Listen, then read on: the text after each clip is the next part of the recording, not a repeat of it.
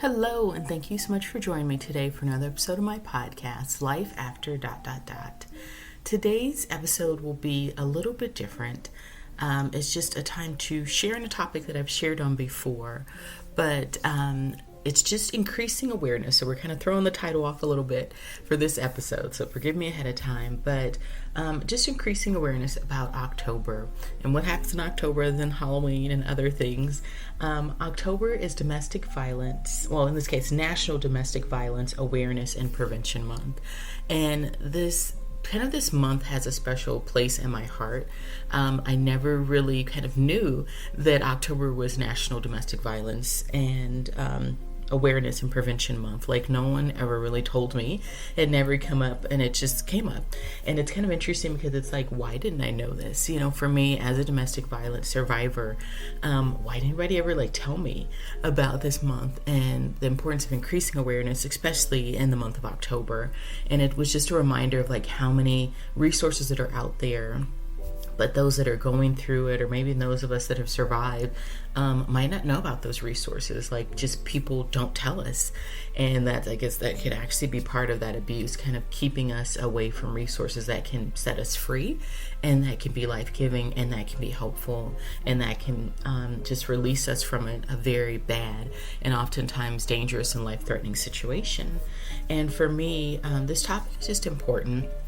You know, I'm not sure if you've listened to previous episodes, but I am a domestic violence survivor. And, you might hear me pause because I realize this topic is triggering as I was kind of sitting and thinking about this topic and kind of researching a little bit more about all the different forms of domestic violence.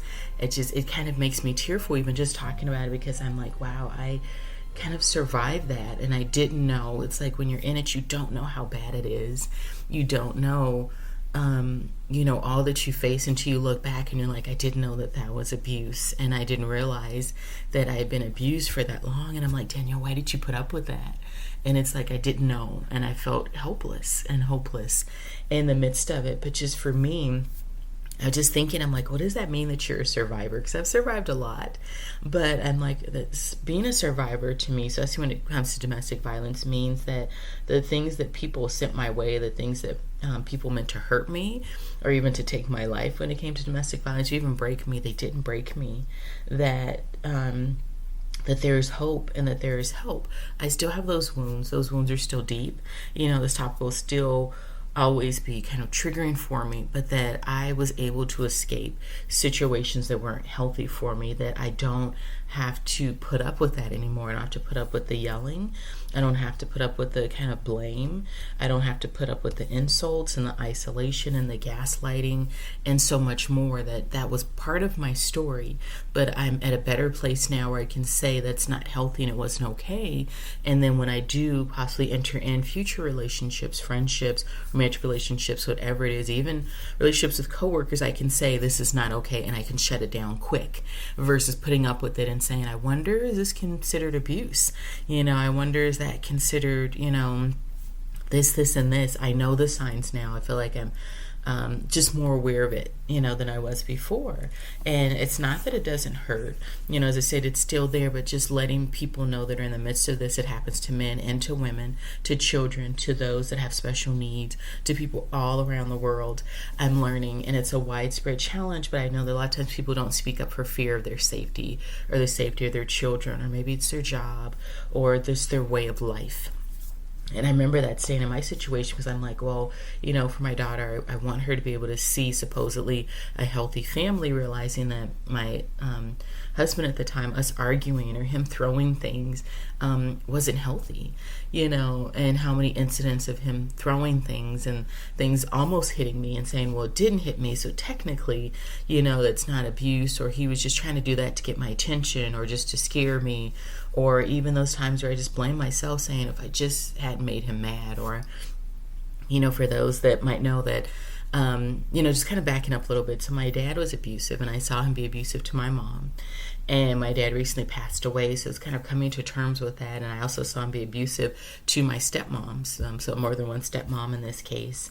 and not really recognizing that until now as I'm an adult. And I'm like, yeah, that wasn't healthy, that wasn't good, and my heart breaks for them as I think about kind of what they went through at the hands of my dad, and realizing that he really never learned from that and really didn't change.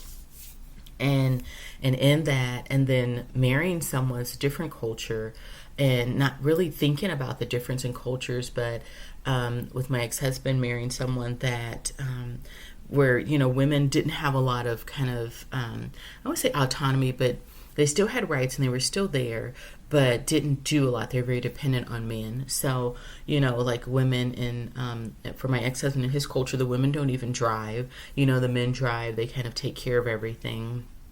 And with my ex-husband, you know, he lost his father when he was 8. So I always use that as an excuse, saying, okay, well, he didn't know, you know, what a father figure looked like or what a man looked like. But in this, it seems like the impression that was made was that his father is actually a police captain, a police chief. And his father was very dominating. And he brought in the money and was nice at times, but just kind of looking at my kind of no longer mother-in-law now, just think about how many things she still is not able to do in her 60s, that I'm just like, what about this? And was never allowed to be independent, and is very dependent still on my ex-husband in many ways, just for just his advice, even when he orders food, tells her to eat this. And I'm like, she can kind of decide for herself what she wants to eat.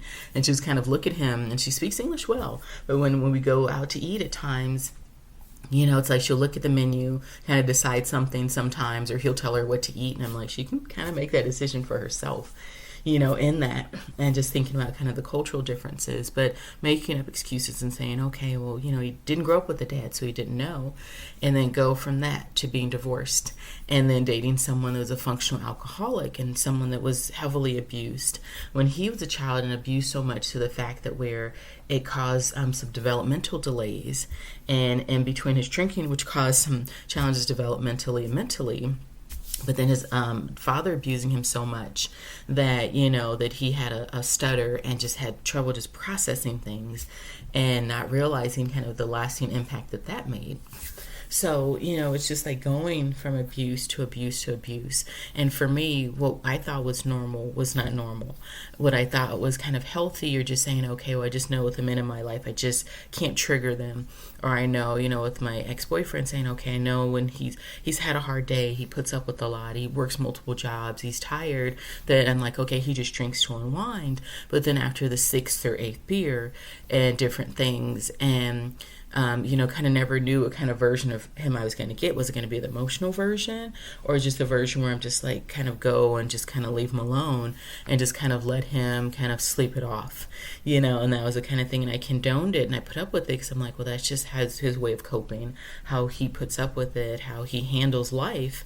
But in that, just realizing that, no, you know, this is not safe. I don't want my daughter around this. I don't want to be around this, because there were times where he was that person that I didn't want to be around, where, you know, I didn't know exactly how he was going to respond, or, you know, often watching him drink and drive and trying to prevent him take the keys, or say, I'll just drive, or hey, we'll just stay inside today, or whatever it was. But realizing I couldn't prevent him from being drunk at work, or being drunk when he went out of town on a conference. I had no control over that. I couldn't, you know, do that from a distance, or trying to get him up for work on time and not want him to be late, or he'd go to work and forget things, and, you know, go to work and drop off stuff so he wouldn't get in trouble at work. And just realizing, like, Danielle, this is not life. You know, this is, what are you doing with your life and yourself? And it's just, you know, just realizing now, looking back on it, I'm like, wow, you put up with a lot. And part of me is like, I admire my strength, but then in a lot of ways I'm like, yeah, but you shouldn't have had to go through that. You know, whether you were a kid, whether you're a teenager, whether you're a young adult, and now as a full adult, almost 40, I'm just like, why did you put up with it for so long? And so in that, my whole purpose of this episode today is just to talk about the warning signs. Because as I stated, I think a lot of things we see as men and women, teenagers, whatever stage in life we're in, we see that as normal because that's just what we're used to. And yet we don't know the warning signs. And so in that, before I talk about the warning signs, I do want to address the different types of abuse, because I think a lot of people just think domestic violence and say, oh, he doesn't hit me, so, you know, I'm not being abused. And I'm like, no, there's other types of abuse. So beyond physical abuse, there's sexual abuse, where in that, where you say no and that person does that take no for an answer. And that's been my story. And you just say, I'll just put up with it because we're married. And you're like, no, I said no, and no means no. Or just someone pressuring you in a dating relationship to go further or do things that you don't want to do or don't feel comfortable with. There's verbal and emotional abuse, which I was used to, where someone saying, oh, Danielle, you're a joke. Or someone, kind of just saying things that were cruel and hurtful, and do things emotional where, you're there one moment and the next moment they don't want you, or they don't talk to you for months. And then they come back and they love you and want to be all over you. And then 2 weeks later, they don't answer your calls, or they block your number, or whatever it might be, or just say cruel things to you. They yell at you, they scream at you, they make you cry, they make you upset. That can be a form of verbal abuse. And it's not, oh, you're just too sensitive. No, that's actually abusive. There's mental and psychological abuse, where just they withhold things from you, where not even just that financial aspect, but just things that they do to kind of play with your mind and are manipulative. I remember that with my dad, just being very manipulative and kind of controlling is like this cat and mouse thing. And it was just something that I feel like for him just kind of changed over time, but it never got better. Something that he never addressed. And I think because he was used to that, and just being psychologically abusive, where he would, just shower you with gifts, but then would yell at you and be very demeaning and very insulting, and then, shower you with gifts again. And I've seen that where I remember having a friend, and she was in a relationship with a guy, and I might have mentioned this before, but he would, knowing that she didn't come from a lot, he took her in, paid off all her credit cards, paid off her debt, treated her like a queen, and then ran up all her credit cards again. And it was this cycle of doing things like that, and, reporting her for child abuse, even though she hadn't abused his children, and then had her thrown in jail on her birthday out of all the days. And then he would kick her out and then bring her back in and then shower her with gifts and then kick her out again and call the police, and just all these different things. It was this vicious cycle. And with my friend, I kind of lost contact with her, so I don't know what happened, unfortunately, but it was just a cycle that she wasn't willing to leave, that she wasn't willing to get out of. And I tried to help, but she wasn't. Or like another coworker I remember talking to, and she knew that her husband was abusive and she had 2 young kids, and she had found a family member that was eventually going to help her to leave and to run, and that family member ended up passing away. And so she stayed kind of stuck in that situation. I left that job, I kind of offered her to help, but I'm not sure what happened after that. Unfortunately, wasn't able to stay in contact with her just due to the kind of nature of the situation. And then I've also learned there's kind of cultural abuse, and also kind of like just someone just abusing you regarding your identity. So making fun of you because of your culture, or not letting you celebrate certain traditions or certain holidays that can be abusive. I'm like, I never even thought about that. Someone not allowing you to pray, or not allowing you to go to church or do things that are important to you in your culture, or not letting you speak your language. I remember with my ex-husband, I always wanted to learn his language, and it's the language that him and his mom and his brother speak, and he was never willing to teach me. He teaches my daughter a little bit now, but I still felt like this whole thing, every time we would go and visit people like from his culture, that they would talk and they kind of look at me and smile and say, oh, you haven't learned the language yet. And I tried. I would get flashcards and I get other things, and I'm like, yeah, teach me your language. And he was never willing to teach me. And a part of me is like, I'm like, yeah, that was kind of done purposely to kind of have these secret conversations so I wouldn't know what's going on. And that can be a form of abuse. Financial abuse is one that I'm very familiar with, in many ways, with my dad, and think about him kind of withholding finances from me. I remember that he would take me on vacations when I was younger. I remember being a teenager, and he would take me someplace. Sometimes I remember to a completely different state, and he wouldn't give me like money for things. Like, it was a point where I wasn't working. I was just a teenager, didn't have money, and he would just leave me, and I didn't know where he was at times, and it happened frequently. And sometimes he would just give me $50 for the whole trip, and I didn't have a way to get any place to buy anything. And I just kind of had to make that money last because I didn't know when he was coming back. Or, I would see him maybe in the morning time and he'd give me money for breakfast or something like that. And then I'd have to make that last a whole day. And I didn't know where he was this time before cell phones. And he was off kind of doing things, or he was off seeing a woman or other things. And I just was kind of left to kind of figure out kind of how to fend for myself. I remember being on a cruise ship, and and that a lot of things were free, but we went on a cruise for like a week and my dad didn't do anything with me. Like some things, I remember we were on the island and he did things for me and he bought me things and we took pictures and he wanted to tell everyone, yeah, we were on a cruise and everything like that.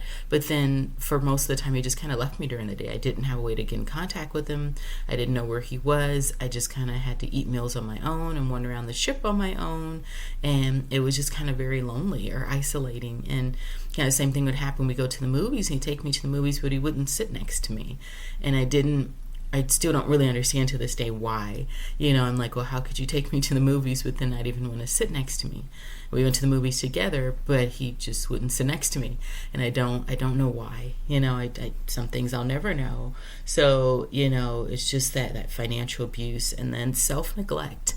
Someone that won't let you take care of yourself. Maybe they manage the finances. Maybe they're the only one that can drive, and they won't take you to get things done. Maybe it's just medical things. Maybe it's not say, oh, we wouldn't take get my nails done, but whether it's just health challenges you're having and they won't even take you to your doctor's appointment, or take you to get things that you need to care for yourself. I remember with my stepmom one time, I appreciate her.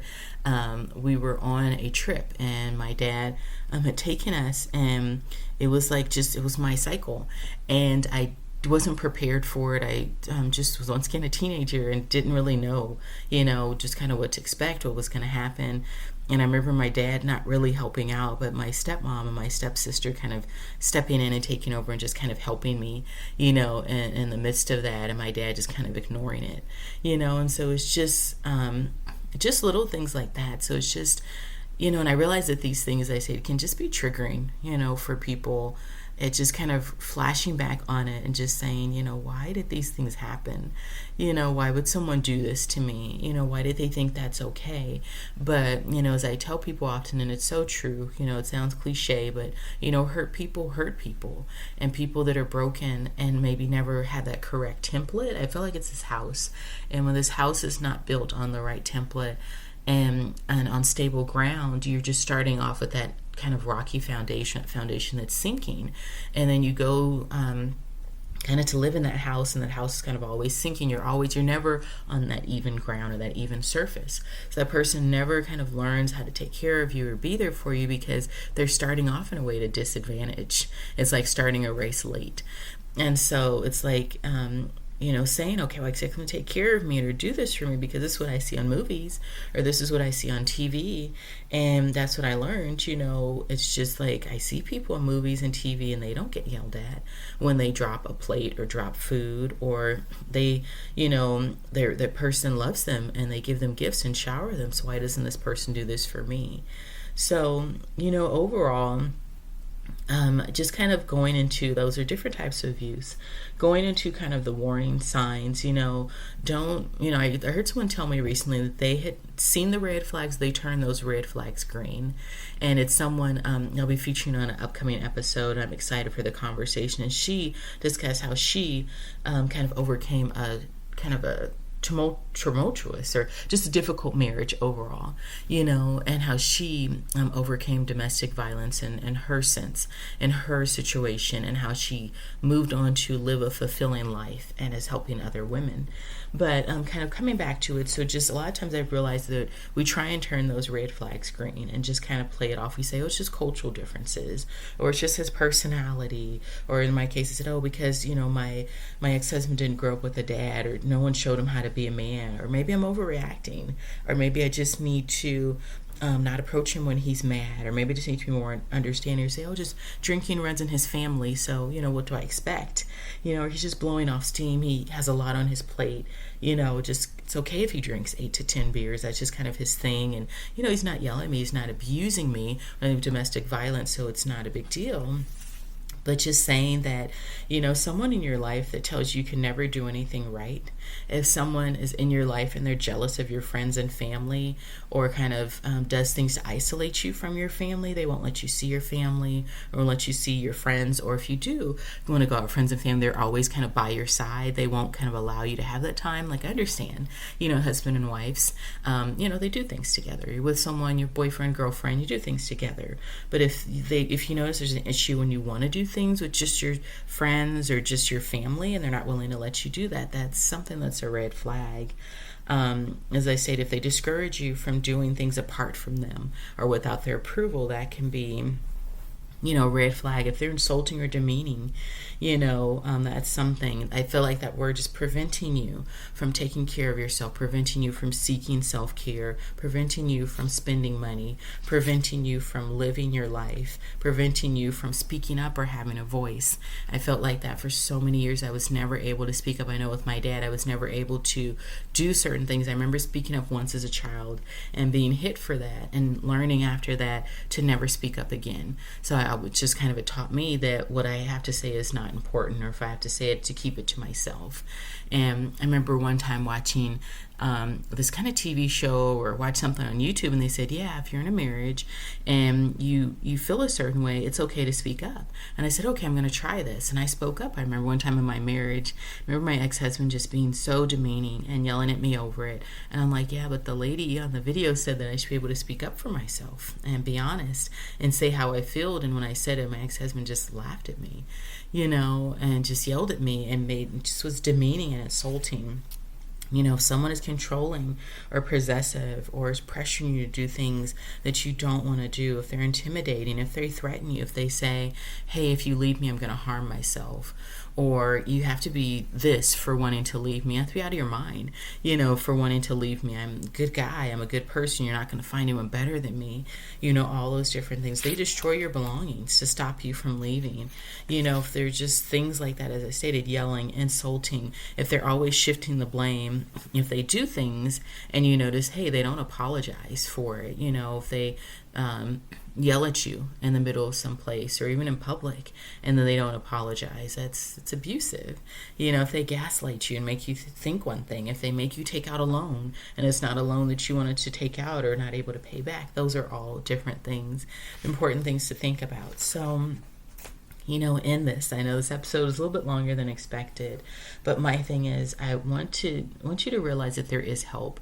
There are resources that you can be free, that you don't have to stay. And I know a lot of times you say, we stay for the kids. We stay because if I don't stay, I'll lose my status. I'll lose kind of the comfortable life that I had. But I remember hearing one mom say that for her, she said that it was so much better for her leaving, even though she had a great life. She had the notoriety. She had the life that many women would dream of. But in that, she was so glad that she left because, yeah, she lost a lot, but in that she gained her safety and her sanity, and she knew her kids were safe and doing better. So, I do want to share with you, there are a variety of resources,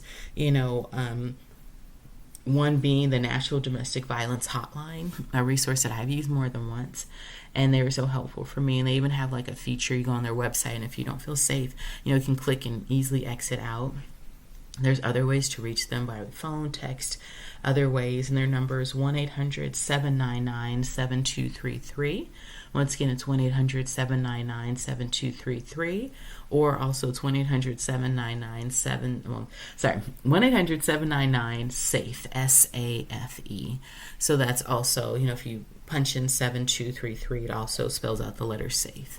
So, there's other resources, 211, 411, with other, resources, there that might be in your local area, just a local crisis center, a local shelter, just reaching out to anyone for help, a coworker.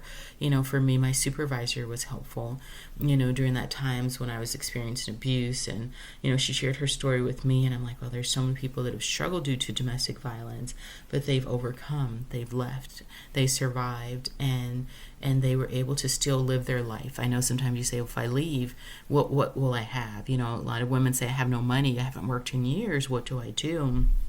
But there are resources, and there are people that are willing to help. Don't let someone take your life. someone, and I don't just mean always physically, but where they consume you and you have no quality of life because you're kind of like their possession.